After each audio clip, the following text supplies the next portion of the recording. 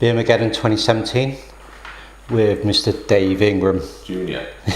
Junior. You have to clarify these things. Yeah, we have to be posh. No, we have to be posh, yes. Junior only, Esquire. Well, don't really go into too much detail, but you've kind of had a bit of Yeah, the past couple of weeks haven't exactly been great, have they? Alright. The police action and, kind of things nearly being set on fire and all this sort of shenanigans it doesn't make for good television, does it? No. So I'm going to let you say as much as you think you legally can say, as I know there's a lot of stuff going on in the background. It's not even a matter of legality at this point. It's just a matter of, it's kind of putting your side across, really. I mean, at this point there really isn't anything else to say about the situation apart from, what happened in the aftermath of the whole thing at Rebellion, which I'll let you all look at elsewhere because I've told that story so many times now. But in the aftermath of that, at the end of the day, all I wanted was my stuff back. Yeah. And unfortunately, certain individuals decided to make off with my stuff and take it on tour with them and hold it to ransom. And only giving it back after being threatened by lawyers and police action is, not being funny, guys, but if anyone's supporting that, regardless as to what your opinion is of me or of the situation or a scruff or music or whatever, you're kind of supporting the theft of someone else's shit. You're kind of an arsehole. Yep. And that's all this has been about. It's audacious, actually. It's just sort of like you never imagined that sort of thing would ever happen. Yeah. And it's just like, wow.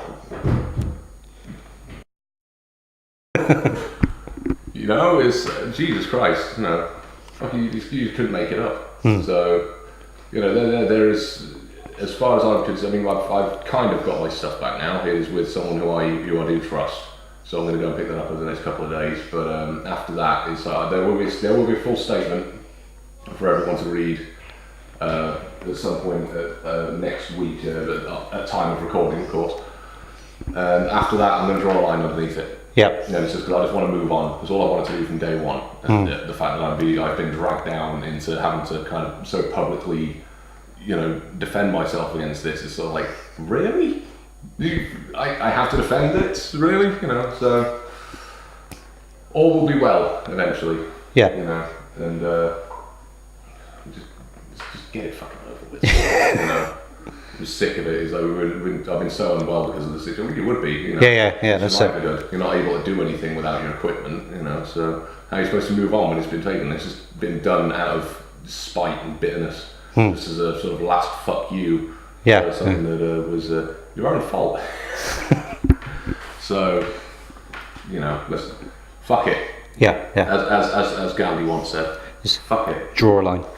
Yeah. Well, you got your kit back in the UK with obviously with a friend of yours, which means now you can start working, you can start jamming. Yeah. There's talk about your up and coming projects, or as much as you want to say, because I know there's a few hidden secrets. The first order of business is to get the Killian Command single done and finished. That is even taking precedence above the Nefastus album, because for those who don't know, Sean Killian, who was a singer from Violence, obviously Bob Flynn, Phil Demmel, Machine Head, he was diagnosed quite recently with stage 4 liver cirrhosis, which is fucking horrible. Yeah, that's really fucking horrible. And I found out last night, actually, I checked Facebook last night, he is now on the donor list. So that's a start. He is on the donor list for a new liver. But, he lives in America. They don't have the NHS in America, man. You break your leg over there, it's like you've got to sell your car. It's horrible. So we just kind of thought, well, he's done so much for us with his music over the years, let's give something back. So we just wanted to put together just like a few Violence covers. A load of people wanted to get involved. Even it's even got the thumbs up from Phil Demmel on a few occasions, which is quite nice, on Twitter. So that is the first order of business is to get that done. That is absolute priority right now. We still need to get the drums recorded. Finance are a bit of an issue right now for obvious reasons. Yeah. But it's that's first order of business. And then after that, we're going to finish off the Nefastus album, which obviously, as we said before, doing for Malcolm Shipman to help pay off the debts incurred to him by fucking Wakefield City Council. Yeah. And that's actually, it's recorded now. You know, we have all of the drums, bass and guitar recorded, but we listened back to some of the parts a while back and sort of like, you know what, we could probably do this better and we could probably get some better tones and things. So we're actually going to redo the bass and the guitar. Yep. And after that point, I mean, I can do that in a weekend. But after that point, it's officially out of my hands, because then we're waiting on I think it's 19 guests we're at now. Yep. On the album. Some people have already given their parts back actually.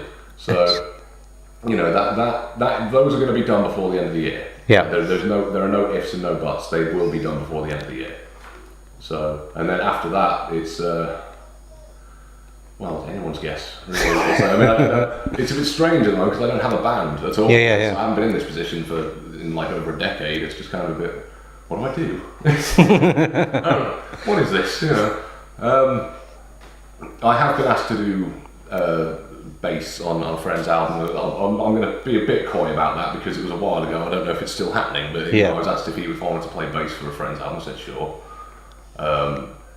I would really like to do an album at some point with David Ingram. Yeah. Not talking to myself in the third person there, just like, you know, but yeah, the elder, more handsome, more talented Mr. Ingram, he's one of my best friends. I'd really like to get around to doing something with him at some point. I don't know, it'd probably be death metal, knowing us. But that'd be good. And obviously Verm, and obviously Mr. Verm type Vindicator, because since Vindicator split, he's just been bored. Yeah. He's just been so fucking bored. He's helping out with the Nefastorus record. He's producing it. He's doing some guitar for it, but I think he just kind of misses being on stage. Yeah. And actually actively pushing to do stuff. So we've kind of gotten together and sort of go, okay, well, you know, we'll put something together and see what we can do. At the moment, the only thing that we can confirm about that is that it's going to be a 3-piece. Excellent. Because the old romantic power trio thing, you know. But on top of that, it saves hassle with arguing with other members. We've got the more people, the more egos that get bruised when they get told that their stuff's shit. And on top of that, it's sort of everyone gets their chance to shine that way. Yeah. Because you're not having to divide attention between two guitars or whatever. But we're struggling to actually figure out what it's going to be musically right now. That's kind of what we're taking our time to consider. Uh-huh. I can't give a time frame on that one at all. That is literally just going to be a case of it'll be ready when it's ready. Yep. And fuck it, if it's 8 months from now, it's 8 months from now, whatever. You know, we don't want to rush it. With Vindicator, we were quite lazy. We ended up rushing things near the end to kind of make up for lost time, and we just kind of want to avoid that with this. So, yeah, it's interesting. Well, we have a few ideas, but it's a matter of whether or not he's on board with it as well. Cool. And what about, can you see Full Fresh Assault returning? I will never say never. Yeah. I will never say never, but obviously, I mean, we haven't spoken on camera since the last one got cancelled, have we? No. I can say it now because kind of the upset has kind of gone away, but that pissed me off a little bit, really. I know that obviously there were issues on my part of things. You know, I mean, we couldn't get certain things done in time because of money or because of work, in my instance. But you know, we kind of I was always very, very open with Full Thrash Assault. And I always said to people, you know, this is exactly what everything is going to entail, down to the minute detail, with the exception of like fees, because that's best kept personal. Yeah. It's like, are you good with this? Yes. Do you want this? Yes. We give them these things, and then all of a sudden they turn around and go, "Oh, we don't want it anymore," and that's just fucking insulting. Yeah. You know, I'm sure all the promoters out there are just going, yeah, you know, so they know that story, but I mean, I can't keep losing sort of like 500 to $1,000 a year just doing that for whatever reason, you know. It's like, if people want it back, then yeah, I mean, if there is demand for it, we will do it, absolutely, but only so long as, you know, if we do it again, people are going to have to prove that they want it back. Yeah. You know, which it sounds bitter, maybe it is a bit bitter, but at the end of the day, you know, I mean, it's my money that's being put on the line here, not theirs. So. Well, no, that's it. It was we were gutted that it obviously been cancelled, but at the same time we could see the reasons behind it being cancelled and stuff like that. And it's one of those things with sort of grassroots festivals and stuff like people, you do a festival one year, then you do it the following year, then you do it the following year, then suddenly after a couple of years, people seem to expect it's going to happen. Yeah, this is kind of, it becomes sort of like I suppose almost to take it for granted to an extent. Yeah. But then when you say, right, it's going to cost you this much to attend, people, ooh. Yeah, I don't even think it was the attendance fee for it, you know, because we said to everyone straight from the get-go, because they said they wanted a weekend festival, so I went, okay, well, who do you want? This is who we want, okay. That's going to cost this much, are you guys okay with that? Yeah. Are you sure? Yeah. Because we have footage, you know, we have footage of these announcements being made, you know. And it's just sort of, I mean, every year at FTA I had someone coming on the door going, oh, well in 2006 it was only £5. It's like, yeah, but in 2006 you didn't have fucking Torn Arga or a DAM or an Annihilator or whatever, did you? You know, so, sorry mate, you know. In 2006 Mars bars were that big. Yeah, exactly. Back in my day I could get a bag of fucking chili with Doritos for 35p, I could. You know, I can't fucking get that now, Jesus. And it's the same thing, so they just expect, you know, times change, you know, prices rise, and I think bands are kind of expecting more and more money. And that it was a bit of a wake-up call for me, because some of the bands that used to kind of be okay with playing for nothing, which is what most bands at FTA did. You know? So if you ask to play, fine, but we can't afford to pay everyone. If we have any surplus, we will try and give you, you know, petrol if you've come an extremely long way, but, you know, don't expect anything. And then all of a sudden, some of those bands are sort of going, well, we want £100. And it's like, fuck off, you know. It's like, I can't afford that, mate, you know. So, you know, and I understand it, of course I understand it, you know, I'm a musician. I get that, you know, bands of a certain level after a certain amount of time will be perfectly fine with that, but, you know, it adds up. We don't, you know, this is all coming out, it all comes out of my own pocket. Yeah. And, you know, like I say, I'm a musician, I don't make money. There's no such thing, that doesn't exist these days. So, you know, that is something that I mean, this is one thing that I was speaking to my fiancée about, because she wants me to do it again. And it's just like, well, who would we get? And she threw a few names at me. It's like, but that, you know, like one or two of these bands alone would just, that's the entire festival gone, and then some, you know, just for like one band or two bands. So it's a difficult situation to really gauge effectively. I think, like I say, never say never. I mean, if I get the itch to do it again, definitely. And if people want it, then okay, fine, you know, we'll see what we can do. But I would need at least a year's preparation for something like that, at least. Is it? I'd probably gone a bit longer than that, actually. You want longer? I'd probably say to you, if you're going to do it again, go for at least 2 years preparation, because you got to take, there's other things you got to take into consideration as well, like your personal well-being, your personal health, finances, everything. Bands, exactly. I don't have right now. And you got to. But what you just said, and you got to realise how many people. You must realise how many people were behind you. Yeah, well, that's it, you know. But it's as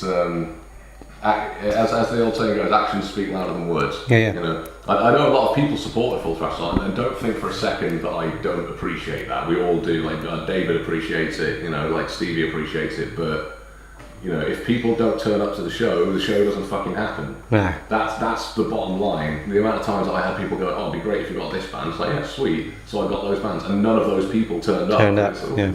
Oh, I bought a ticket. No, you fucking didn't. Mate, I have to fucking. I've got it right here. Your name's not on here. Fuck off. You know, don't lie to me. Yeah. How'd you pay? Payback? No, you didn't.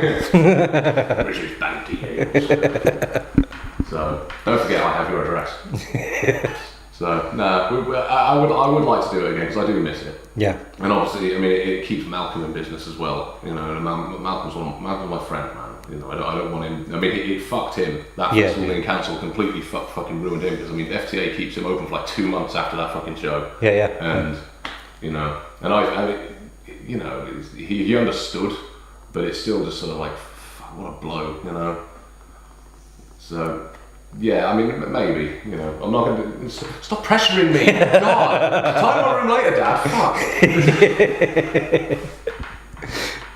But one positive thing, obviously, which come up because really you were scheduled to be on tour this weekend as well. If Yeah. stuff hadn't happened. So the bonus, in a way, is you're back here with the Beermageddon family. Yes, that's yeah, that is part of it. I mean, this happened at the perfect time as well. Actually, it's happened like just at the right time that it's like I can kind of like emotionally capitalize on it.